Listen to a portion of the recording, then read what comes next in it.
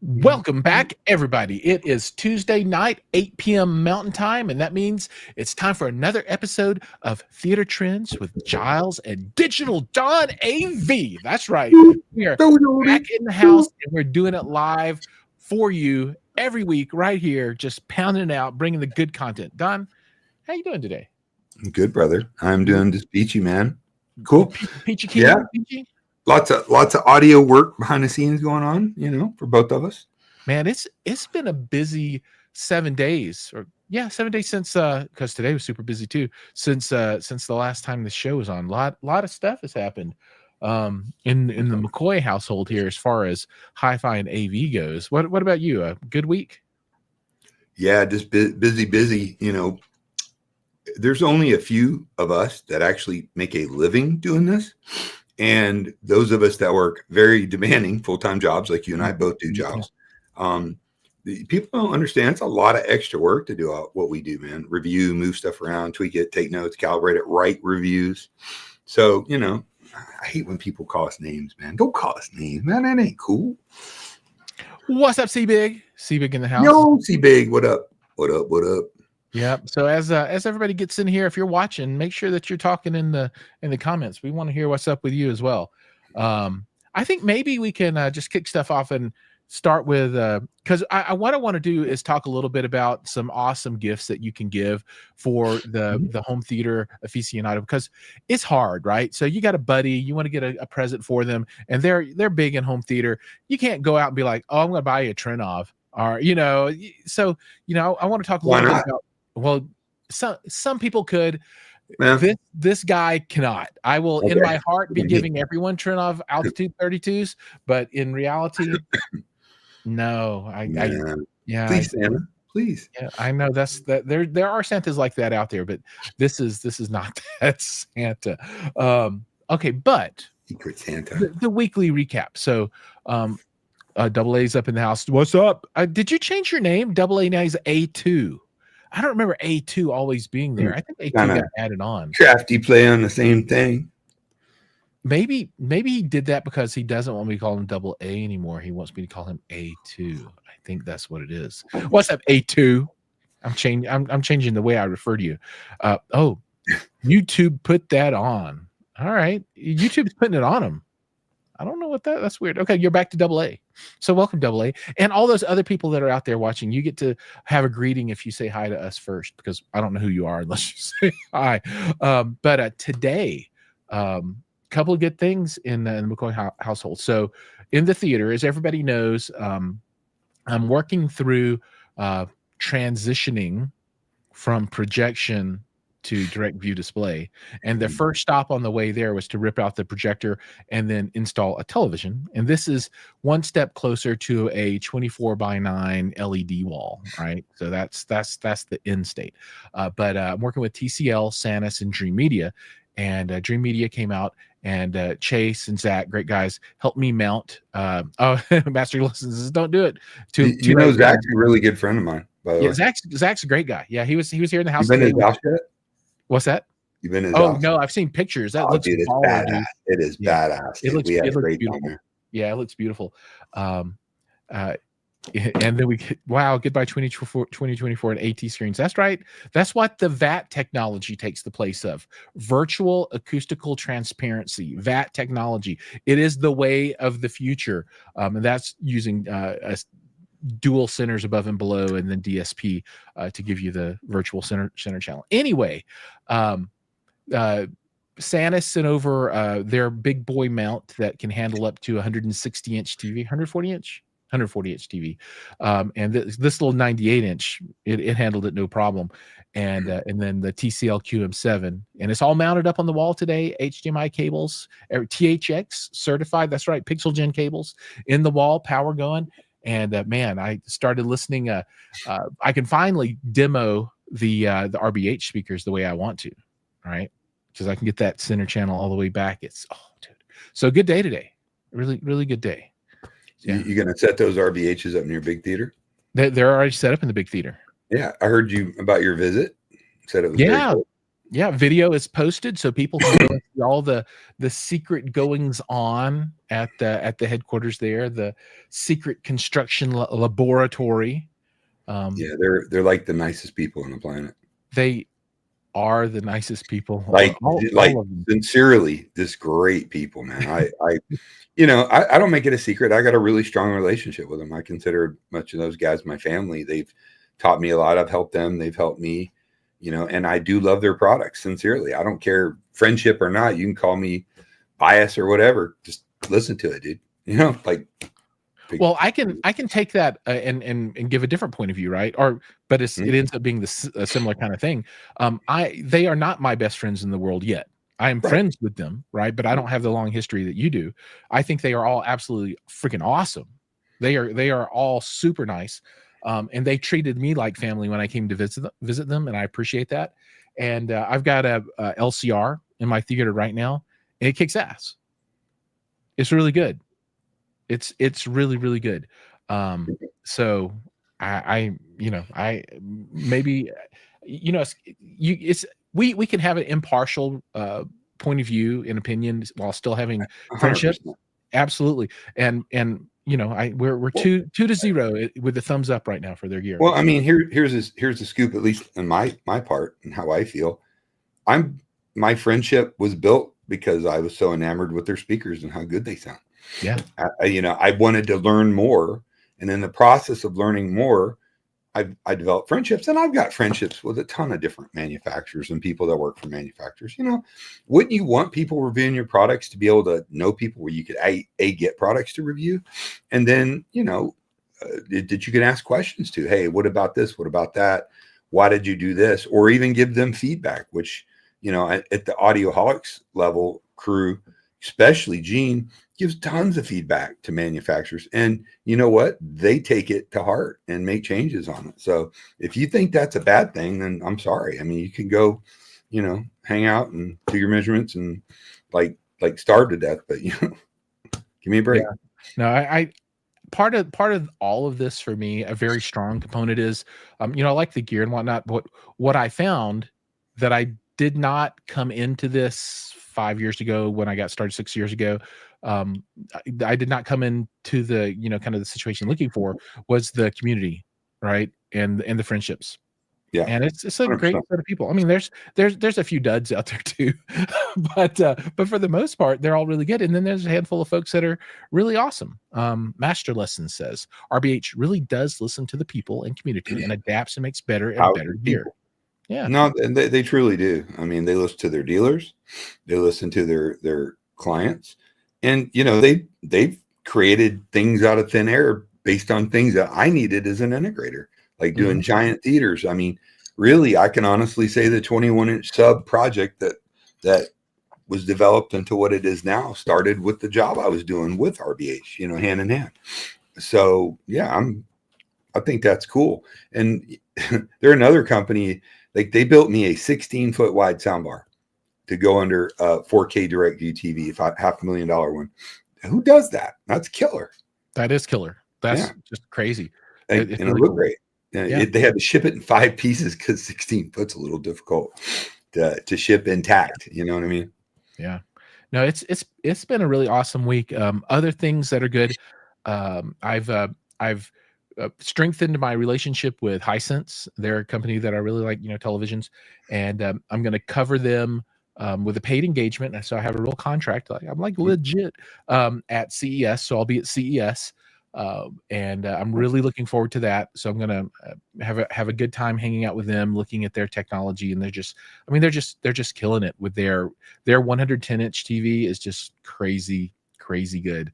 All the companies have really crazy good stuff right now. There's the big three have turned into the big five, right? So you got LG, Samsung, Sony, Hisense, and TCL now, and they're all just killing it in one way or another. Some are more value plays and some are more quality plays. But I would really love to start off the video review portion of what I do with a Hisense TV. I think that'd be kind of cool instead of Sony or Samsung or the traditional ones or whatnot. So put me in touch with those folks. We'll talk. Oh, absolutely, I will. And then today was, or the last couple of days was a big delivery day for new stuff to review. So I have a huge backlog, but I'm making that backlog a little bit bigger. So I got the Sony Bravia 8. So they're top of the line, last cycle. OLED. OLED. Yep, absolutely. Now they still have the OLED from 2 years, so 23, which is their top of the line, but they didn't rename that into their new Bravia 789 line. So we'll find out what's going to happen at CES, how they're going to rename stuff. Actually, no, we won't. They don't do TVs at CES. New announcements. Have you had any experience with the Bravia 9 yet? Not direct experience. I've seen it, and it's sublime. Yeah, many. So we did about a year ago. Or maybe not a year ago, but maybe 7, 8 months ago, we did the introduction to that, and Sony had everything out. And what's cool about Sony is they actually bring out a flagship LG and a flagship Samsung in that same category, and just put them side by side. There's no trickery in the menus or setup, because it's a room full of AV nerds, and everybody, there's always the two dudes that want to check. And but man, dude, that 9 series, dude, I thought it was an OLED at first with the black levels. But the brightness was just stupid on it. In fact, they took the front screen off, and actually we all had to wear Sony sunglasses. Yeah, I've been through the demo where you can see the backlight thing going. Nuts. Yeah. So, and then another cool one that's going to be coming is the Nakamichi Dragon. Oh boy, come on now. The Nakamichi Dragon soundbar, dual 12s. That thing is freaking awesome. There's a place for it. Awesome. It is awesome for what it does. It is pretty darn awesome. It's not cheap. No, it's like $5,400 or $4,800. You getting one with the 4 subs now? The one I have can be expanded to 4 subs. I have the soundbar, surrounds, and 2 of the big 12s. So you can add another 2 12s if you wanted to, for a total of 4. Cool. But, I mean, personally, I think it's a solution looking for a problem, but good on you, brother. It's like, for that amount of money, you know what I mean? Come on. Yeah. Well, no. Well, I think that it's for a certain client. Right. It's for a certain customer. It's for the customer that doesn't want to build a theater. They don't want an AVR. They don't want speakers, right? They want something that's better than average, that's kind of easy. There's a market for it out there, but it's not the home theater enthusiast, but it does what they're. I mean, dude, it's AMT tweeters. Dude, you can't. I mean, I've heard it. I heard the old one. I haven't heard the new one.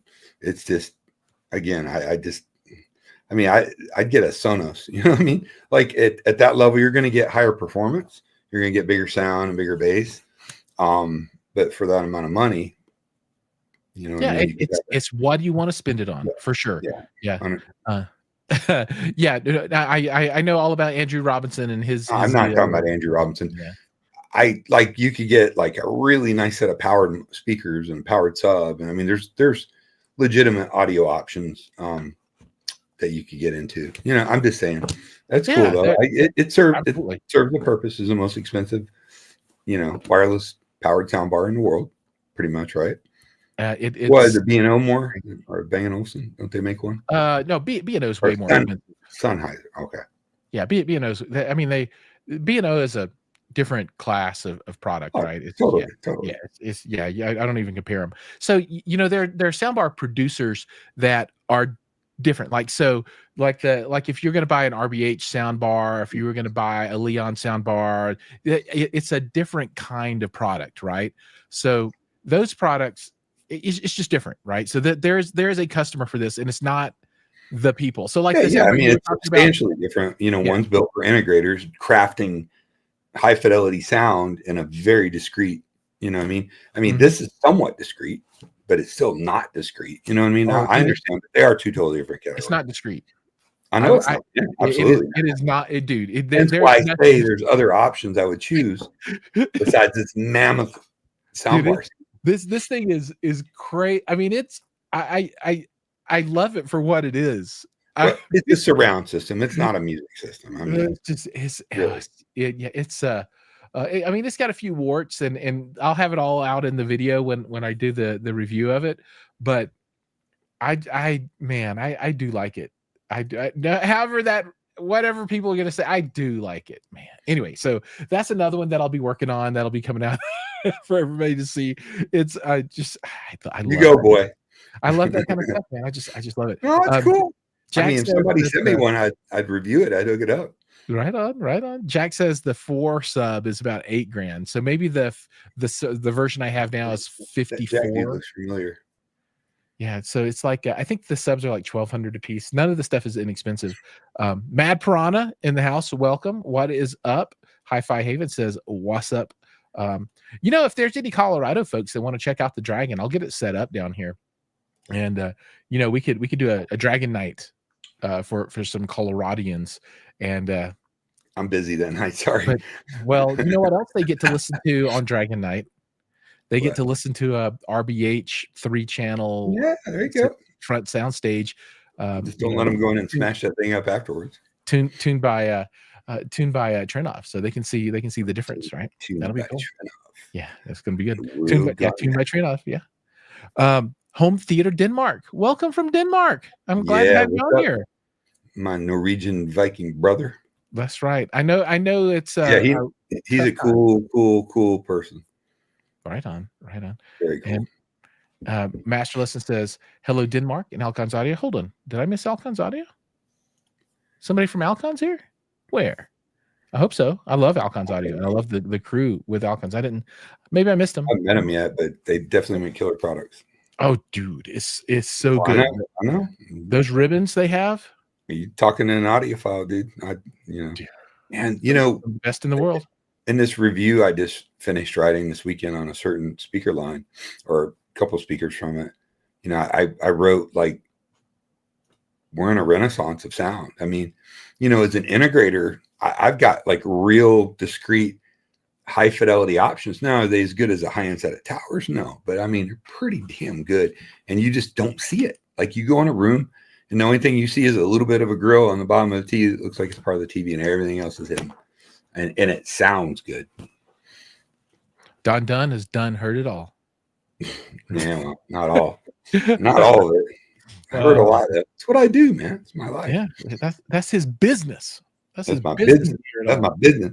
Let's get down to business. Again, all the folks that are just joining, we'll get to the topic at hand today, which is, what kind of gift can you buy a home theater person? And I'm really interested to understand what your thoughts on this might be, knowing that, you can't drop maybe $30,000 on the new Ascendo Square 28 or whatever for, just a buddy. But there are things that can be purchased for the person who loves home theater. But we're here to answer your questions too. And we're going to talk about our stuff, and we're going to talk about media here in just a little bit. But those are, I think that's, so I got the Sony Bravia 8 TV to review. So that's in, and I've got their Bravia 9 soundbar. I know, don't shake your head. It's a good soundbar too. I like their 4-piece system, or 5 with the sub 5. Oh yeah, I've never had that one in my house before, dude. Now that is a really good sound and setup. Quadraphonic. It's really good, dude. Like, I was shocked on how good it was, to be honest with you. Of course, I had a little demo on a Dragon at a company here in town that did like a little setup, and for some reason they hung TVs and stuff. They had a Dragon. So I mean, it was all right. It played loud, but the Sony thing is really decent, man. It's beyond decent. So Sony is a great company. They make great products. I can't argue with any of their stuff. Even their lowest end stuff is awesome. Who I like to call CBB, because I can never say Shebrubrin. My bad. So it's CBB's in the house. He says, buy them still case Blu-ray Ultra HDs. Why not? I would even love to get still case 4Ks. It's awesome. I think that's a great idea. Master Lesson says, I've always bought home. Well, okay, we are now officially moving into what do you buy? The home theater aficionado or the audiophile 2-channel person for Christmas. I've always bought home theater people universal remotes, but not sure how the sofa as an Xmas. But not sure how the sofa as a Xmas, maybe sofa baton. I'm not sure. But so universal remotes. I I don't know. Is there a affordable universal remote you can buy somebody that would be super cool? I don't know. Um, I've heard nothing but bad reports back on the Sofa Baton. I haven't tried one yet. I'm trying to collect different remotes, but being an integrator, I'm all Control4, Savant, Crestron, but I'm trying to find products to fill that. What would actually fill that gap that Harmony left behind, and also what are forward-thinking products that are going to be like compatible with Thread or Matter products coming down, and something that's easy to program now that most everything has IP drivers. That's exponentially made setting stuff up. You don't have to put IR flashers on and learn codes and all that. But once I get a few together, I'm going to do a pretty comprehensive review. I'm going to have some of my techs that I work with who do high-end automation systems every day play with it and play with a couple different kinds of networks. I got a pretty quasi enterprise grade network in my house, but somebody maybe just has an ISP router or something, and report back on it, do some videos on it, maybe write some stuff on it. Yeah, that's cool. I just did my video number 1 on the Ava home theater remote, and it's cool. And then I'm going to do another one with the Ava remote and the Brain, which is the little puck that you put in your AV cabinet. And that I'm excited for that one, because for me, when I moved to the Brain, so the remote with the Brain and the cabinet, that really made things a lot better. Because you for me, I need the IR over there, and I can't really point the remote, and so it made a big difference. So I'm going to do video number 2 talking about that, and I use it all the time now. It's great. IR is dead. I mean, you have to in some things. Yeah. Some things you got, but but IR is not the. Yeah, that's old school. Oh, dude, it gets way older than that. That's true. RS-232, which is still a great connection, by the way, if you just want bulletproof reliability. For me, it goes all the way back to, boy, get up there and turn it to channel 32. Click, click, click, click, click, click, click, click, click, click, click. Okay, Daddy. I remember. Remember those days? I even had the little, you stuck a piece of paper in it. You could like fidget it and like get the channels that were fuzzy. Just saying. Oh, can you remember the rabbit ears? And you put some tinfoil and then they make you go hold one? Bro. I do remember a lot. Yeah. But I think probably like the lowest common denominator gift or somebody's in the home theater is probably going to be some type of content, right? Like a 4K disc or something like that. Yeah, I think anybody would, like buy your favorite for them so they can watch it, something like that. I think that's pretty straightforward. Gear gets a little bit harder though. It's just I mean, or you could do like with these new inexpensive streamers. That's true. That's like true. Whim or in that genre for somebody who maybe wants something a little better than their AV receiver has built in. If they listen to music, they stream it. Yeah, like I think that's a very good point. Like the Ultra is only like $180 or something. Cheap. Yeah, amazingly inexpensive. Aren't you sending me one? Something like that. I have it. It's boxed up. It's over here. I promise. Oh, okay. Did you get the Christmas card? Yes, I did get the Christmas card. It was okay, all right. So it was great. The Weem is following. So okay, your wife is definitely very charitable. She's a good one. She's a keeper for sure. Yeah. Big scramblers. I guess that was the paper. Another gift that you could give is like a gift of a free year subscription to Tidal or Qobuz or something like that. Oh my God, you're right. Like a I bet they have gift cards out for like a year. They do. And like get somebody off of Spotify or one of the other low res formats out there, and Qobuz. I support Qobuz because they support the audio community. They're great people, and they seem to have more high resolution, ultra high resolution content than Tidal does. And we have no relationship anymore with Tidal. They just cut all the influencers and everybody off. I don't know why. I guess they don't care, but certainly Qobuz has embraced us all. I mean, which one do you use? I'm a Qobuz guy. I've never ever had Tidal. I've never had a subscription. Well, Tidal had the superior content and algorithms and stuff in years past, but I believe Qobuz has made a lot of ground, especially in the library, big time. Yeah. And I don't use their app either. I'm a Rune guy. Of course. I their server. Yeah. I just dropped I'm doing a 3-part video on how to set up Rune, and I've got 2 parts published right now. So the first part was setting up the computer and the server, and the second part is going over the settings and that kind of stuff. And then the third part will be showing people how they can add devices that they have in their home. And I'm going to use some Cambridge audio gear to show people how Rune to ready? set it up. Yeah.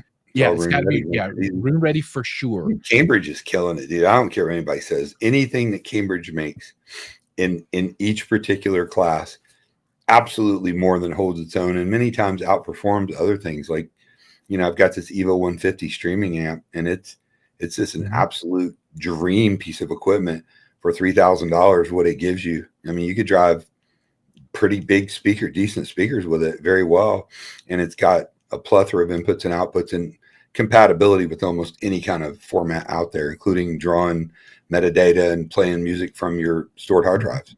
Yeah, and I've got one of those as well. And dude, I love the knob on the front. It's like 2 levels. You know what I mean? It's got like the main knob and then a little inside knob. I do. It's cool. It's a nice piece. Yeah, so I'm going to use that in one room, and then I've got a couple of I forget the model number, the MX35Q or something. I don't know. It's just a little box. It's just the Rune Target bridge.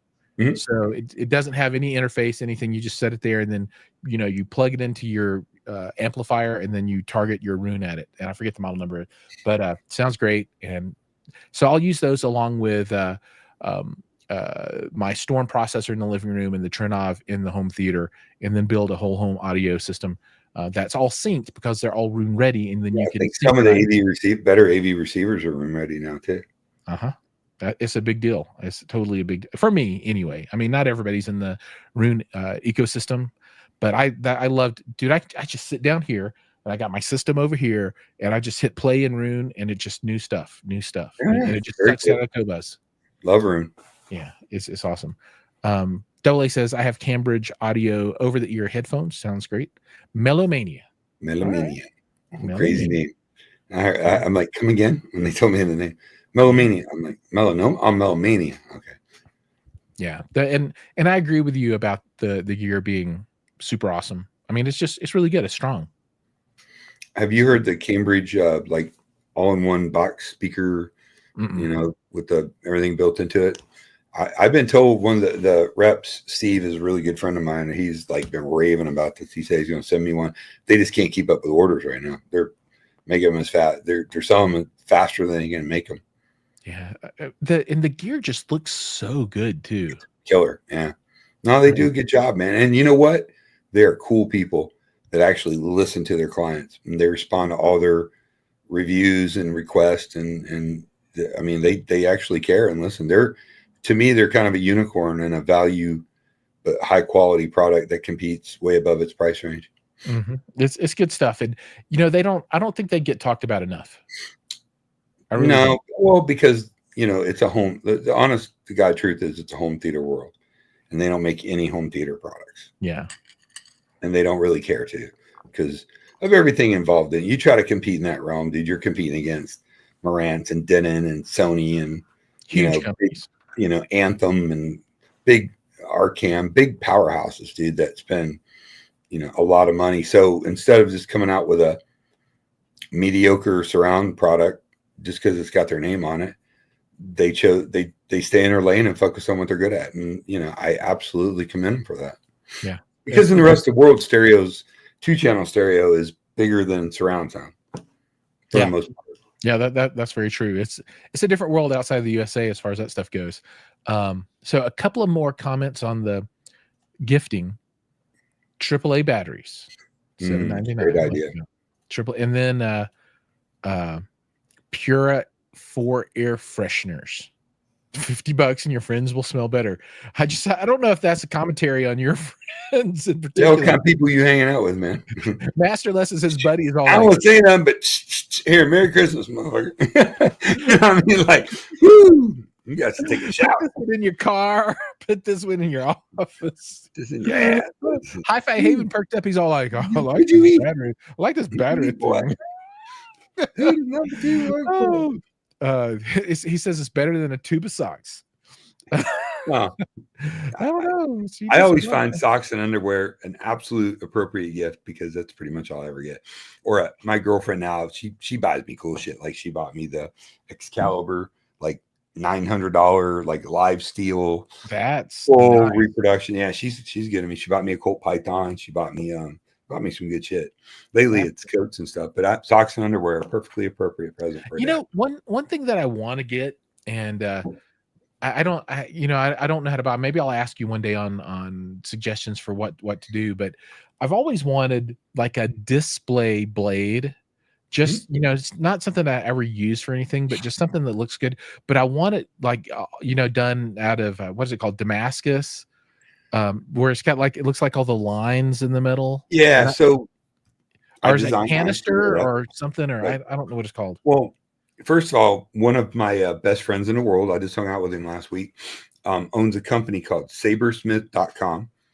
And they are the largest manufacturer of like real swords in the United States. Nothing's Chinese, nothing's Taiwanese or whatever. He has a 15,000 square foot facility in Lansing, Michigan. Now he makes them and he actually sells them at Renaissance fairs, which is a huge business all over the country. And he's done it for years. I mean, he's doing like $4 million a year in business, doing swords. Cool. Wow. But his swords are beautiful and they're like, you could chop a tree down with them. They're real 1075 carbon steel, tempered properly, heat treated properly. I mean, they're just really good products. He makes some cool stuff. Now he does have some Damascus stuff, but here's the dilemma. There's two kinds of Damascus steel you're going to encounter. You're going to encounter really shitty Damascus steel from Pakistan and overseas. That's only good for display, which may or may not matter to you. Or a company called Alabama Damascus here in the States that makes like a really good steel. But, whatever. Sorry, I didn't mean to elaborate on it. It's just like no, it's good. Yeah, that's the kind one of my things. I don't know. Yeah, if you're gonna, I don't know what I don't know. If you're gonna buy a blade, buy a real blade, not some shit out of China with like, unless that's what you want. You just want decoration. I'm just saying that real blades are decoration real too, right? Yeah. Yeah. Well, I mean, if zombies come, you can run out in your underwear, dude, or if somebody breaks in. That's right. Yeah. Like Conan, right across the head. Just right in the eye. Time to go. Twisted. Jiles on the jazz. Jiles on the jazz. I hate the heavy fake swords, Master Lesson says. I bought a good one for expensive off armory. Takes 6 months to obtain the custom made ones. Okay. Off armory. Okay. Yeah. I mean, they're first of all, everybody thinks that they're buying hand forged swords. That 99% of all blades you buy are done with a process called stock removal, where they cut a blank out. And then they grind it and they treat it. I mean, which is actually probably stronger, even though you watch a lot of samurai movies and, Discovery Channel shows, very rarely can a real forged sword be as strong as one of the new composite steels that they use now. But to buy something that's forged is super expensive because it takes an incredible amount of time. Yeah. I want whatever it is to be folded 40,000 times. Yeah. Well, you better break out some folds. Give me some I can fold 40,000 fold player. Yeah, I did. Maybe I'll get watch some more 13th movies. Warrior. What's that? You got to watch the 13th Warrior. Maybe I'll get. He's never seen the 13th Warrior. I'm like, give me your man card. Give me your nerd card right now. Come on. Well, it's in the hopper now. I've bought the movie. I literally bought it. Please, whatever you do, reach out to me and go, dude.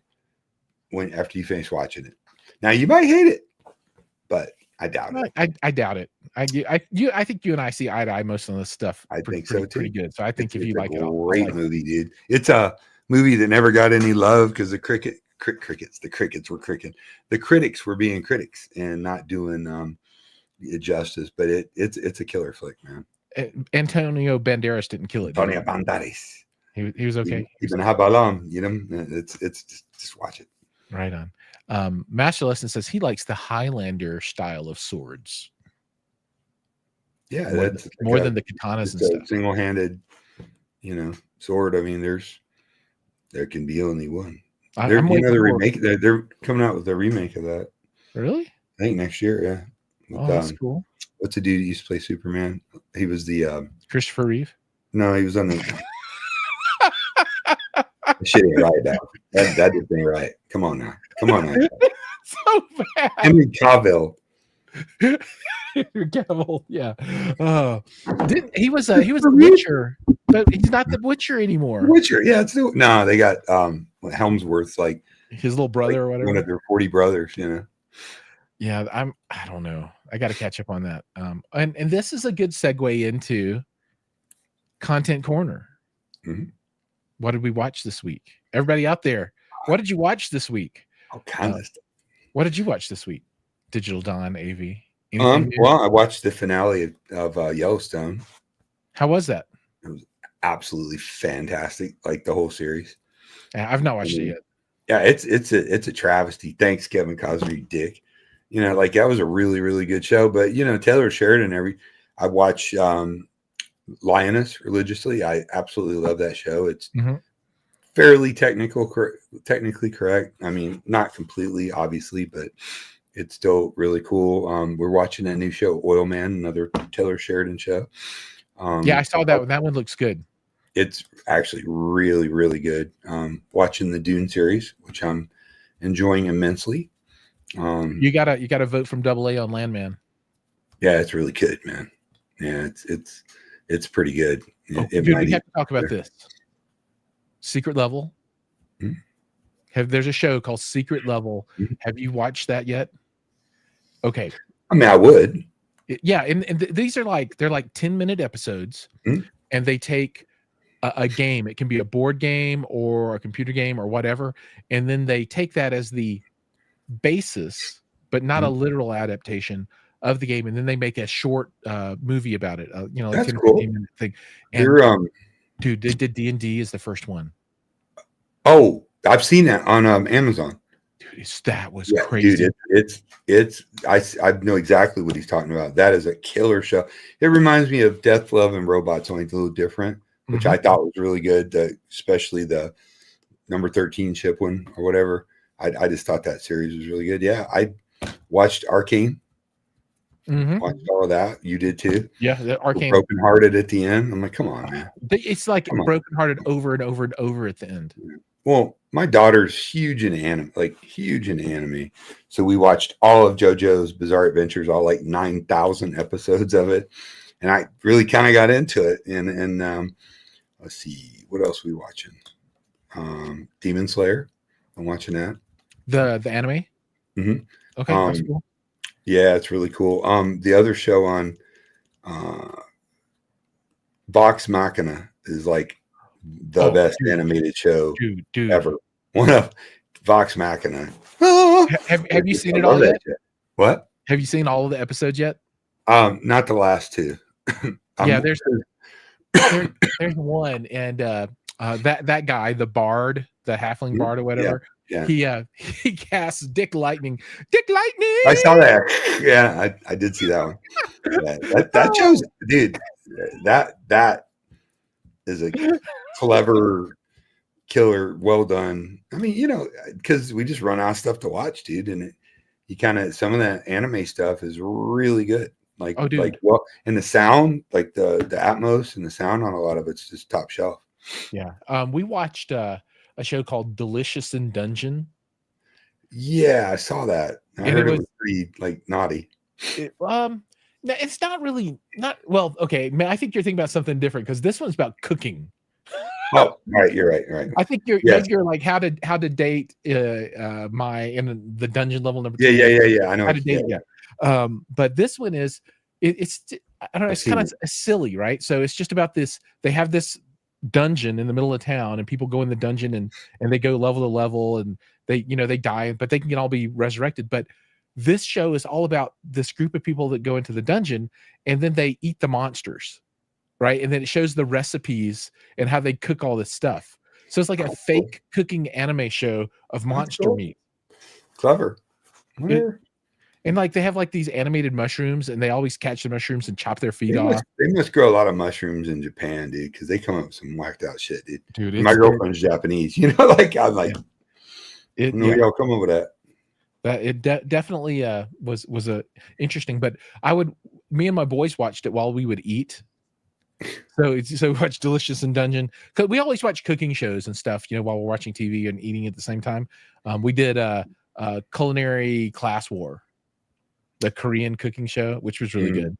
You watched the one on Netflix where like the Korean chef makes all kinds of, he has celebrities on, they sit at a table and this BS and talk. He has some that's cool, pretty good people on there. I forget the name of it. So my girlfriend is obsessed. She, you know what she likes? This show with like this Asian guy and his kid just eating food. And then before that, it was some just Asian dude, looks like Jackie Chan, just eating food. Then an Asian girl eating food, like contest, and they eating like massive amounts of food. They have a term for that. It's a special kind of influencer, and I know in Korea it's like a genre of influencer, and they have a word for it. And so, like in Culinary Class Wars, they invited 20 of the whatever that word is to come and eat and be part of the show. And yeah, it's kind of crazy. What is humans versus hamsters? Double A says that's his guilty pleasure. I don't know what that one is. I tell you, my guilty pleasure. It's a family friendly show. So be careful. You got nothing to do with hamsters. Richard Gere stars in that one. All right. So some of the other things that I've been watching. So we're still catching up on Dune, catching up on Silo, and we have started season 1 of Rings of Power as a family one. Dude, it's going to take forever to get through it because we watch like one episode every 2 weeks. But we're season 2 especially. Yeah, I'm looking forward to that. And then I started a 30-minute comedy called Sticky. Yeah, I saw that on Apple. I don't remember what it's on. And it's the totally untrue story of the great syrup robbery of Canada at some point, or wherever they're at, British Columbia or something. That's the thing. Did you watch Shogun? No, haven't gotten around to starting it yet. I put the plus sign and put it on the list, and I don't know, dude. That one day, really, really, really, really good, dude. Like world class good. Yeah. Okay. I just it's serious. Not enough hours. Yeah, not enough hours. You telling? What's that? I said, you telling? I get it. Oh yeah, right on. So Double A says it's obstacle courses for hamsters and humans. All right. Day After Christmas, season 2 of Squid Games. We're gonna binge watch that one. So it's gonna take us forever to get through Rings of Power, but we'll get through Squid Games. Like you're gonna binge watch Squid Games, but won't watch Shogun. Yeah. Well. Okay. Shogun is gonna be a solo Jiles watch. Squid Games is gonna be the whole family. So okay. That's bonding. Family friendly murder and execution. Yeah. Well, yeah, that's the best way to do it. I mean, and then it's bad when you want to watch a fantasy show that's worse than a reality show about feudal Japan, which is the most dangerous place on the planet to live, probably. But yeah, this is the world we live in, man. I also like the dragon soundbar. So I obviously don't have good taste. Oh, now you're gonna be passive aggressive against me. I don't have good taste. Overpriced soundbar. Somebody wants to talk about overpriced soundbars. I highly recommend that you go out and spend $5,500 or more on the Nakamichi Dragon soundbar with a straight face.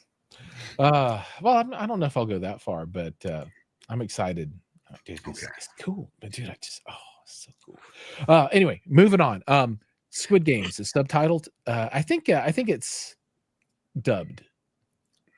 I think you can watch it dubbed or subbed. Dubbed. Yeah, my boys like to watch everything subbed. They like to hear the original language, spoken language, and then they'll just read the English translation. They say that when they bring in the English voice actors, it just destroys. Hey, you come here. We must run down and hide from them now. Yeah, it's just they can't match the emotion of the real actor and blah blah blah. And I agree with them. I think they have a very mature point of view on that kind of stuff. Yeah, too much work for me, dude. Yeah, what, the reading? Yeah. I have subtitles running all the time. Do you? Yeah, like I couldn't have watched The Witcher without subtitles. Yeah, because they use all these words and I don't even know what the word is they're trying to say because it's some show thing. I'm all like, what did he just say? and without the subtitles. But with subtitles, I'm all like, oh, that must be like a place or the name of a monster or something. Otherwise, without that, I have no context. I prefer to watch them in Braille. Those are the best ones. Describe it. The Braille. All right, you watching? That's it's a good show. It's the honka honka. All right. Gosh, what else is there to talk about tonight? I think we've run through the schedule of items. Anybody have any AV questions out there? Anything that we can answer for you? If so, please throw them up. If anybody has any new stuff coming into their systems that they know about for Christmas, we'd be happy to entertain hearing about all of that stuff too. But man, I'm so excited. We're almost on the big day and the big week. And next week, my boys are finishing up finals this week, and they're off on Friday, and then they're off for 2 weeks and get to hang out. And I'm super excited for that. Cool, man. Good time of year. My daughter just went to Epcot last weekend and sang in a choir with the cast from Cobra Kai. Like, they were there for some reason at Disney at Epcot, so that was kind of cool. That's super awesome. Yeah, it's pretty cool. She's going to be a theater major in college, so somebody's got to do the work. I support her 100%. Yeah, no, that's awesome. That's super cool. Okay, here we go. Recommend a DAC streamer for 2-channel systems. You got a budget on that? There's all kinds of DAC streamers. The new Blue Sound flagship one is pretty damn cool. Have you seen it? Yeah, for $1,000. I mean, it's not cheap, but it's for a DAC. A few years ago that was a relative steal. Ever Solos are decent. I do like the Blue Sound app a lot. Cambridge Audio Streamers, I love their app as well. I'm an app connoisseur. I've got Hisense is probably the worst by far. They don't even do Cobus. Not a fan. Yamaha's is okay. Names is really good. Sonos is really good. But I think I like the Blue Sound. Other than Tidal Connect or whatever, I mean, hopefully Cobus will have something like that where you use the native app. Yeah, the Blue Sound's probably my favorite. So what would you do for like a inexpensive one under $500? Are you just in Weem world at that point? Yeah, probably Weem. I mean, it's just hard to beat it. The Weem, the Ultra. It's like what, $350, something like that. Yeah, I don't even think it's that much. I got to look it up. I should. Is it? Yeah, or maybe $299. It's a decent unit, man. It really is. $329. You're right on it. It's probably a upgrade hooked, to the streamers built into some of the receivers, or if they're higher end. Now I used the ones in my Yamaha, and I used the one on the Marantz, and the one inside of the StreamYard, which is inside the Cambridge.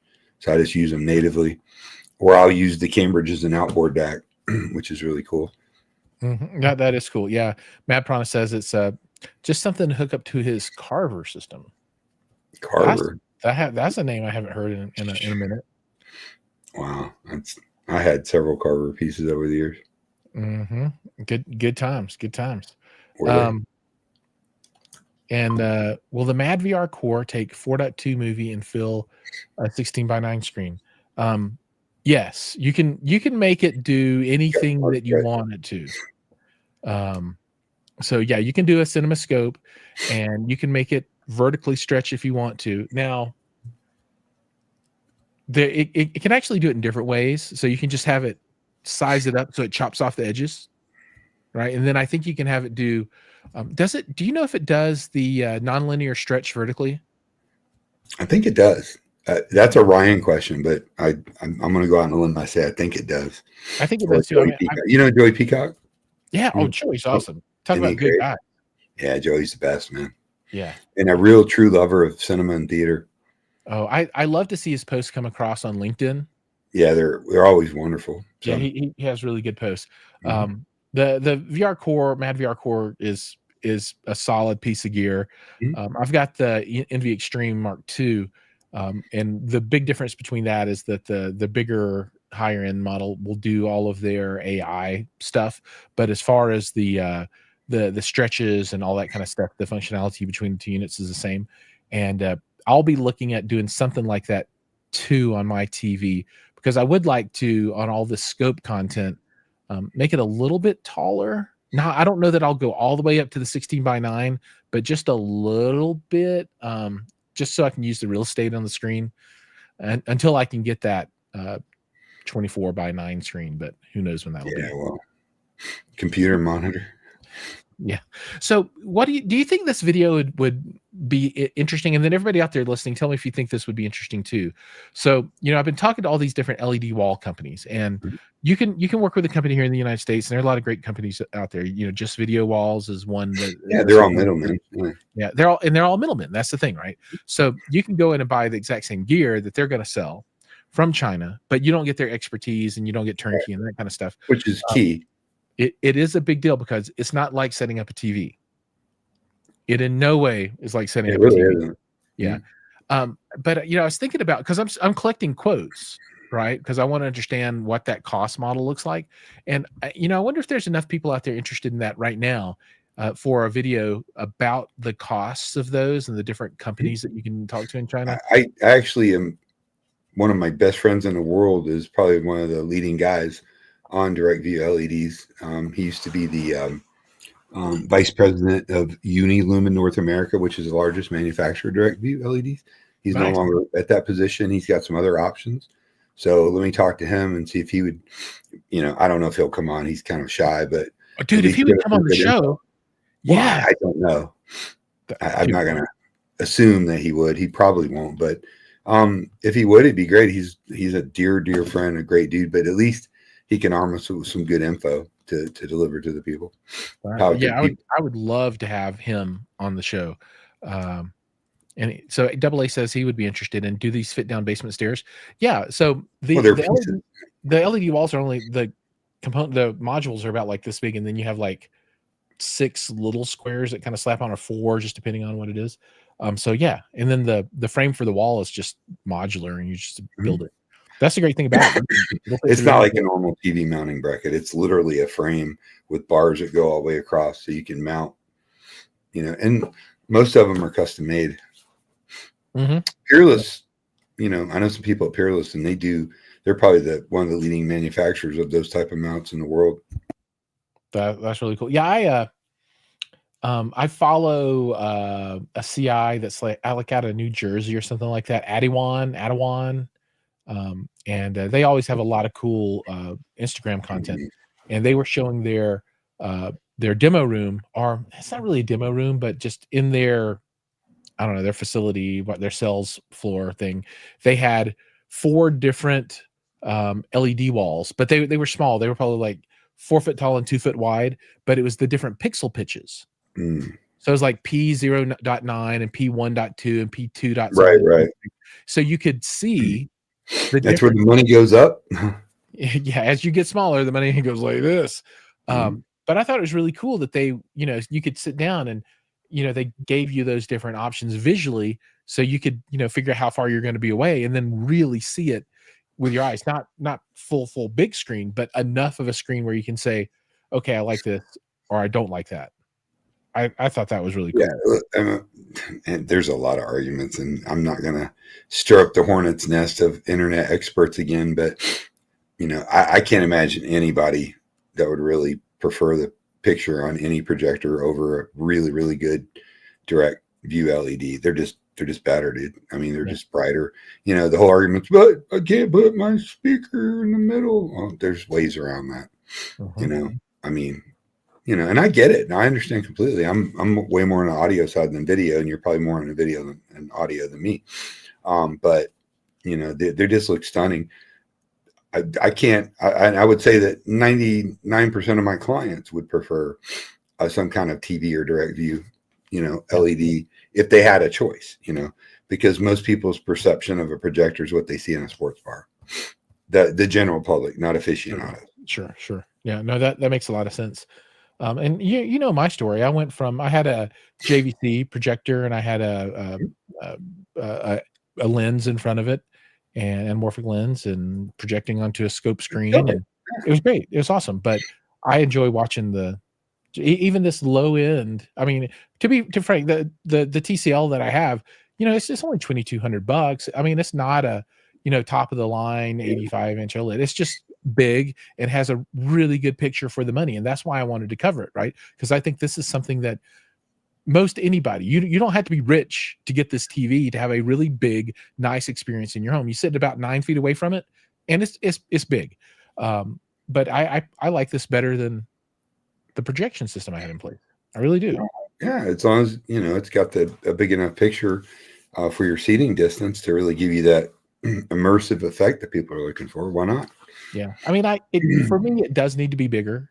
I will be the first person to say I would like it to be bigger, but this is the first step down. Or if you can't, I mean, unless you have just stupid money and could do like a 2.4, 2.35 aspect ratio on a direct view LED with the right processing and the right room and the right wall height, so that you got plenty big enough picture but still room to add your speakers and whatnot.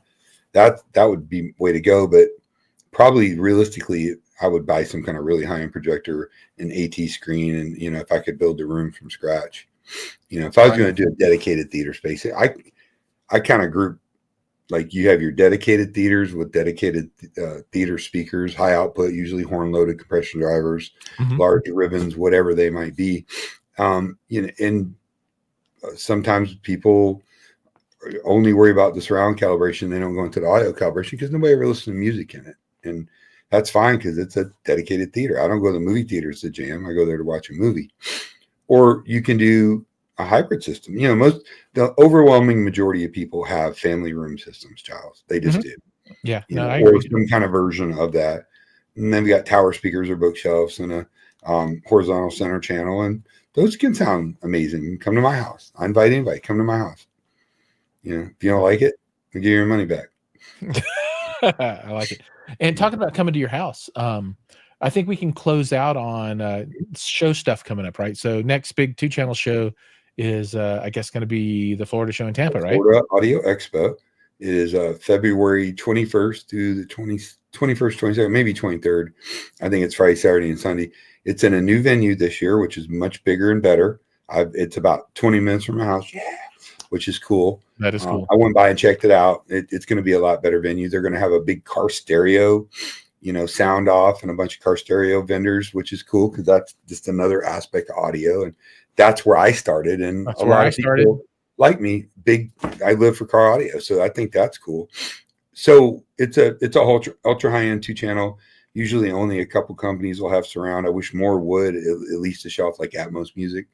On the Thursday before the show, the 20th, I'm going to have a small private listening event at my house, mainly because a lot of people want to hear the Arundel 1528s, and it's a direct consumer product. Plus, they just started selling them, so there's not many out in the real world, and people are curious. And in fact, I just finished my written review, and it's in editing and process now to be brought out. But and then I'm going to have other stuff like Focal system. Dollies, RBH, of course, multiple RBH speakers. And it's not to sell anybody. It's just come over and hang out, have a beer and, talk shop. I might have a couple of influencers. Hopefully maybe you can make it. And I'm planning to be there. You're at the top of my list. It'll be cool. It'll be fun.